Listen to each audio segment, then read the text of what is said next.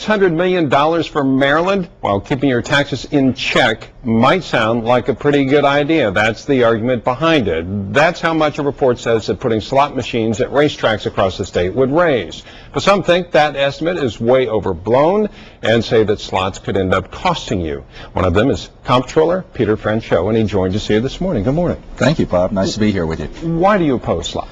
Well, first of all, the revenue and the jobs figures are vastly inflated by the national gambling industry, and we think the social costs of addiction and bankruptcy, crime and corruption are undermeasured. And when you look at everything, it's basically a wash. So we oppose it, number one, because it's bad fiscal policy for the state. Number two, because it's going to bring in an industry which we think Maryland can do much better than the gambling industry. We have the life sciences here in the Washington suburbs. We have greater tax collection efforts, which my office is leading, and we simply don't have to bring this particular industry in. We've launched a big initiative against slots. It's a broad-based coalition from the NAACP to League of Women Voters and prominent Marylanders all across the state. You agree there's a deficit you have to deal with? We agree there's a deficit, but we think there are alternatives. And such as?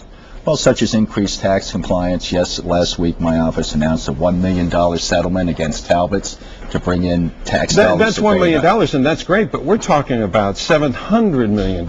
Sure, but the figures are inflated, first of all. That would be what number would you think would be? We're not sure what the number is, but that figure traditionally is inflated, and we happen to believe that in addition to this slots proposal that is characterized as a substitute for taxes, in fact, it's a backdoor tax on working families. Okay. But given that, obviously the state needs revenue to pay for its programs. Now, you supported slots at one point, correct? One point in my career, I did support slots. Now, why did you go against it? Why was it okay then? What did you like about it then? Well, what I didn't have then was the basis was data and studies, and having studied the issue, I found all of the negative impacts of slots, and basically we're going to try to communicate that data to Maryland. Let's give a chance. We asked Governor O'Malley his response here. We did find a quote. Let's look at this right now.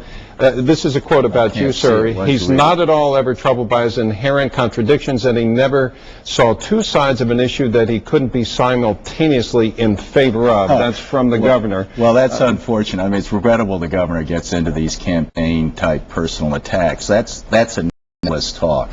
What we need to do is talk to the Maryland public about whether they want to amend their state constitution with slot machines. Now, now let's concretely address the issue, though. We're talking about a deficit $1.5 billion perhaps, and there still is to be made up an estimated $700 million, and that's going to come from somewhere, not just getting $1 million against somebody from added tax collection.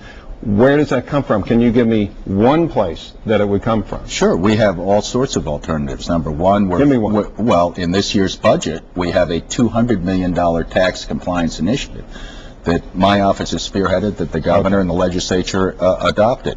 In addition, we have the whole, in our area, the whole life sciences, which produce up to $600 million in state taxes already. Okay. And if we promoted them, we would then create this momentum. Okay. We'll leave it at this because we're out of time, unfortunately. But you do believe there are other places to get it? Absolutely. This is going to go on. Of course, it has to be a change in the Constitution. I appreciate you coming in and talking with us this morning. I'm sure we'll be talking more. Allison and Tony, back over to you. Thank you so much.